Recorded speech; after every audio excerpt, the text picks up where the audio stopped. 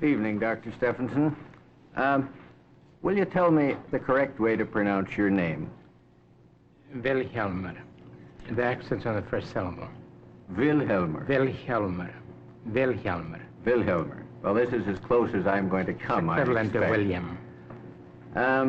You were born Vilhjalmur Stefansson, and you were born in Canada. Well, I may have been baptized William Stefansson. People were busy then Americanizing or anglicizing their names, and my parents were told that an Icelandic name would be difficult to pronounce, and they were advised to call themselves Stefansson. And I was probably baptized William Stefansson. So that if I have difficulty with the name, I could say Bill Stefansson. Yes, some of my oldest friends say that. They do? Still.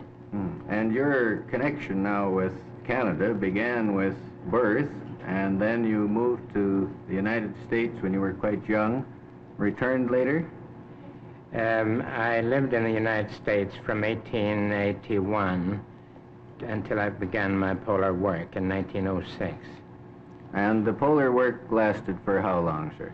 I've spent in the Arctic, or north of the Arctic Circle, about 10 winters and 13 summers. And you've had quite an extensive contact with Canada over the years in addition to that. Oh, yes. I always belonged to the Canadian clubs, any school or city that I lived in. I've always been kind of bi-national. I see. United States and Canada. And didn't you recently have still another contact with the head of our government? Oh, yes, yes. A great triumph for the college that I'm connected with, Dartmouth College, that our new Prime Minister, Canadian Prime Minister, made his first official visit to Dartmouth, and he was gracious enough to ask my wife and me to meet him. And you had some time with Mr. Diefenbaker at that? About 40 minutes. Did you? Mm-hmm. We expected about 10, and so we made about 30-minute profit. And did you talk about the Arctic? We reminisced. Actually, he said he remembered seeing me on a platform in 1913, and he had apparently kept a good deal of track of what we've been doing up north. I see. He had heard you speak then about your explorations. Yes, in 1913 was when I was organizing my third expedition, so he must have heard something about that. And when was the date of that, of the three expeditions, sir? My first expedition was 1906, 1907, a year and a half. Yes. The second expedition was 1908 to 12, 4 years and a half consecutively. And the third one was 1913 to 18, 5.5 years. 5.5 years without a break? Yes, those were all without breaks. I see. And then this was the end of your polar exploring? Yes, during the war I did some advisory work for the United States Air Forces. This is World War II? World War II. And then I've been a guest, my wife and I were guests of the Canadian government, Danish government up in Greenland. Oh, so you have made a couple of recent return visits, yes, but she's been doing better than I. She flew over the North Pole the other day. Did she? Which I never did, of course. Did you ever get there, sir? No, I never tried. Now, why was that? Well, Peary had found it long before me. And I've often been asked that, and I coined the answer that I'm a scientist and not a tourist. I see. You say that you finished your polar exploring, formally as it were, in 1918? 1918, yes. Mm-hmm. Now, why did you never go back, Dr. Stefánsson? Well, it seemed to me that I wanted to try to dispel from the world the same misconceptions which I had of the Arctic when I went north. Yeah. I used to think that I was well informed on the Arctic before I went north, but I concluded eventually that out of 10 things that I believed about the Arctic before I went north, about 6 were wrong. I was about 60% either partly or wholly wrong. And during my first year in the Arctic, I kept a careful diary, and I'm now in disagreement with over half of what I wrote in my own diary. Is that things so? that I thought I'd seen and the meanings that I deduced. So that preconceptions affect everyone then? Well, it did me. Affect you. How long then does it take? How much experience does one have to have before you can see things as they are in the Arctic? Well, it comes gradually. Your eyes are gradually. You see everything through the colored spectacles of your education you're bringing up. Mm-hmm. And the color of those spectacles fades only gradually. I think the very last year I was there, I was still being undeceived. You still were? If I had stayed longer, I could have unlearned still more. Well, you're talking to someone now who is replete with all the standard prejudices. How long would it take me, or anyone like me, to begin, at least, to get a reasonable grasp of the Arctic? Well, I should think that you shouldn't publish anything until you've been there more than 1 year. The impressions you get during your first year in the Arctic are, in my experience, they were more often wrong than right. Well, this means then that you've tilted at a good many standardized windmills in the course of your life. Yes, my books are full of that. And this, I take it too, has involved you in a good deal of controversy.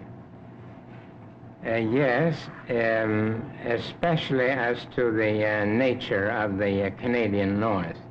At the end of my 3 expeditions, I was invited by the Rotary Clubs of Canada and the Canadian clubs jointly to make a cross-continent tour. Mm-hmm. And my theme was that Canada is now a colonized or settled fringe on the northern frontier of the United States.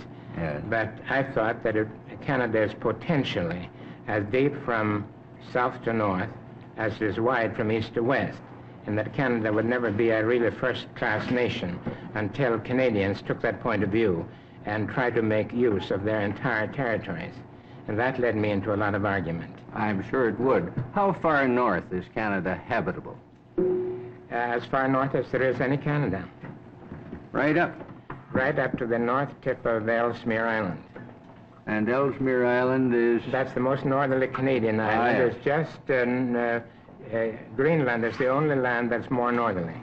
And there's not very much difference actually not much between... difference. Mm-hmm. And Greenland was inhabited by Eskimos. About the time of Columbus, I think that there were a good many Eskimos on the north tip of Greenland. Mm-hmm. And at that time, I believe northern Ellesmere Island was also inhabited. So that there has been habitation right up, and... There are some islands where no habitation has yet been discovered, but I think that probably Eskimos were in all the Canadian islands formerly. At one time or another? At one time. And is this equally possible then for Canadians, North Americans generally? Yes, they're ordinary human beings. Mm-hmm.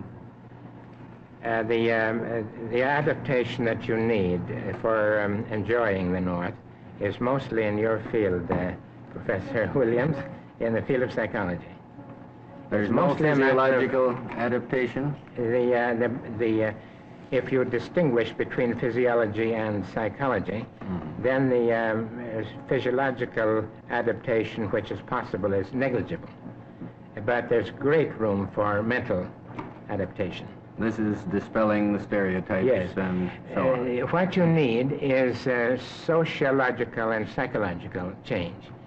And you need inventions. You need good clothing, especially good clothing and good housing. Fortunately, Eskimos invented the best clothing that man has ever had in the North is Eskimo clothing, and the best houses that man has ever had are Eskimo houses for the North. So that what we need to do is to learn from them. But we have a weakness of not learning from the natives, but rather teaching them. That's one of our great weaknesses. Now, this puts me in mind of one of your very well-known books, The Friendly Arctic.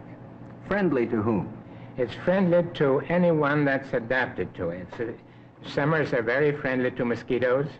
The ocean is very friendly to seals, and it's very friendly to polar bears.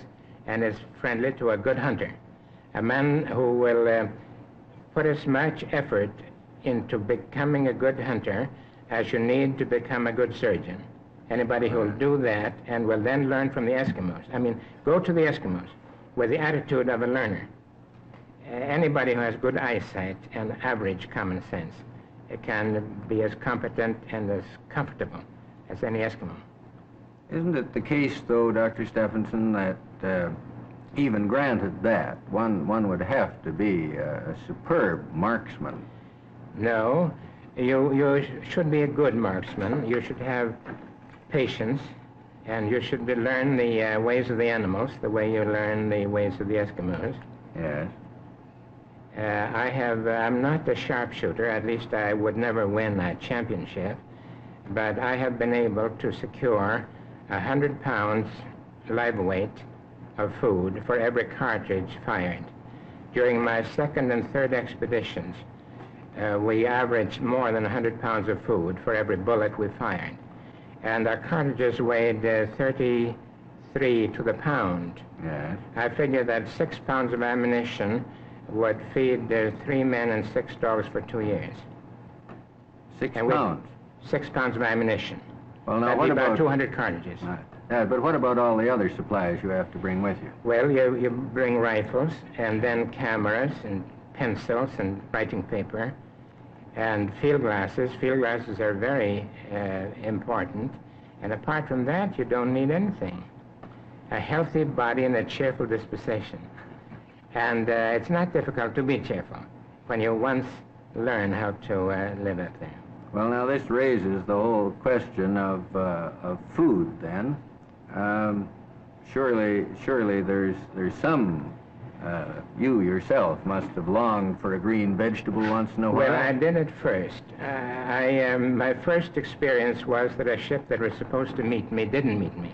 And I had to become a guest of the Eskimos, and for 4.5 months I lived on literally nothing but fish and water. Well, we had some blubber, some polar bear blubber, but apart from that, and at the end of 4.5 months I was healthier than I'd never been before. And enjoying every meal and feeling fine. And this is on an exclusive meat diet? That was exclusive fish in this case. Fish. I have since then spent more than 6 years on red meat. That is seal meat, caribou meat, muskox meat, polar bear, grizzly bear, and so on. You have to have fat with a lean.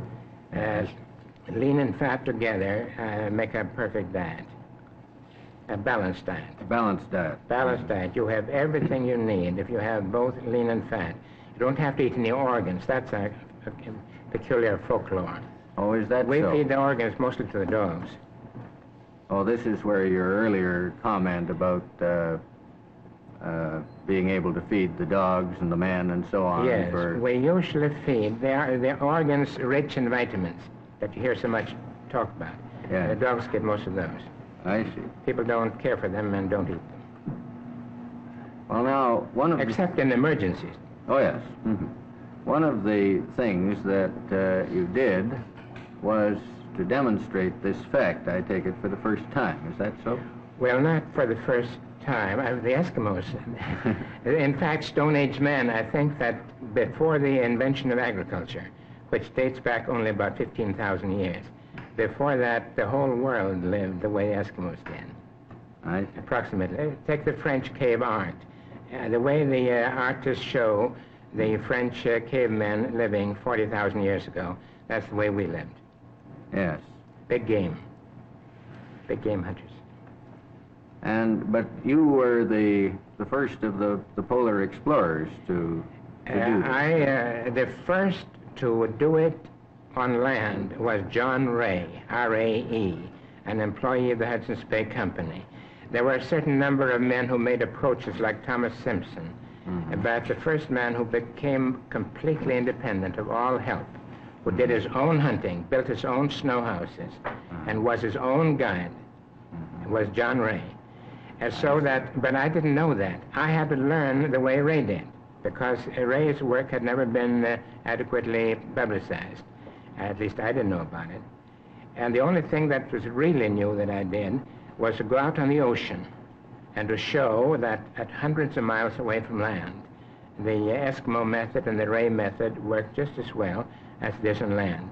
In fact, I felt safer on the ocean living by hunting than I did in the land. Now, when you say on the ocean, you mean on The drifting ice. The drifting ice. The drifting ice, the polar sea. Mm. And what about, how does one get from ice floe to ice floe? Well, ice floes may be any size. The biggest ice floe I ever saw was 27 miles in diameter. But when you get across any floe, you always come to the far side of it. And then if it's touching like that, then you just step across. But if they're not touching, you wait till they close. And when they do close, you step across. I see. And in this fashion, you traveled how long? How far, rather? The longest journey we ever made took 97 days and was about 700 miles of walking. 500 miles measured on the map.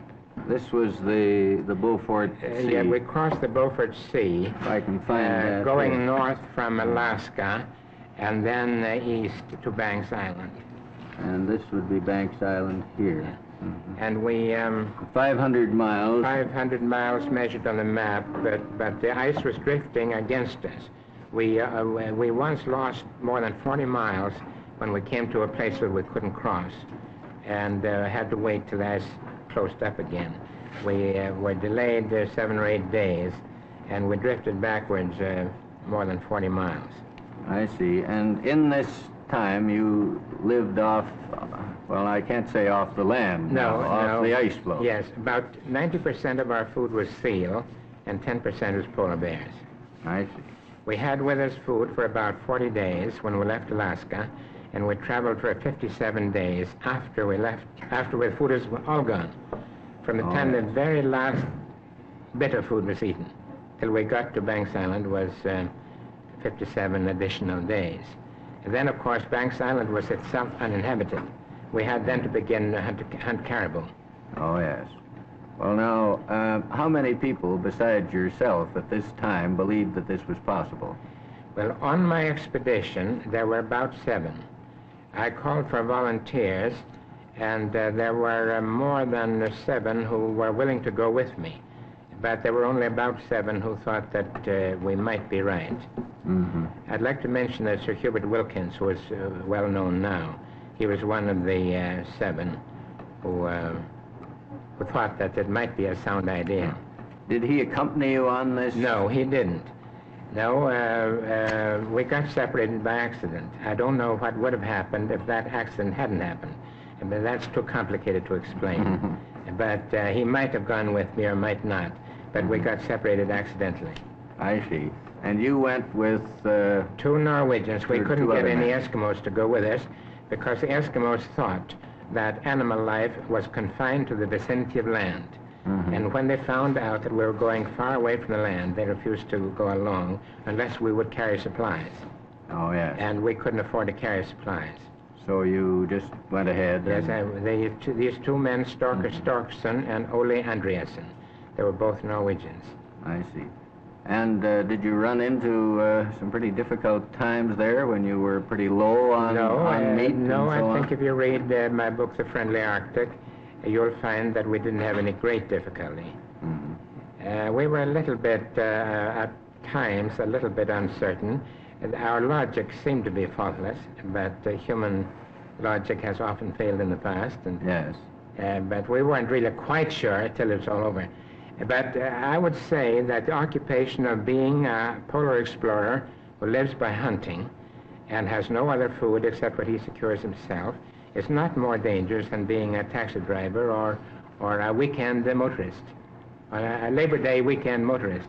I think that's more dangerous than being a polar explorer. Well, I'm tempted to say then, why aren't there as many polar explorers as there are weekend motorists? But well, we had Bird had 3,000 volunteers. I had hundreds, and we paid no wages. The men who volunteered to go with me were willing to go without wages. Is that so? And I think that any explorer who has a good perspective, sort of, to offer can get the best men with no wages at all. This raises again then the question of the populating the Canadian North. Well, the Russians have done it, so why couldn't we do it?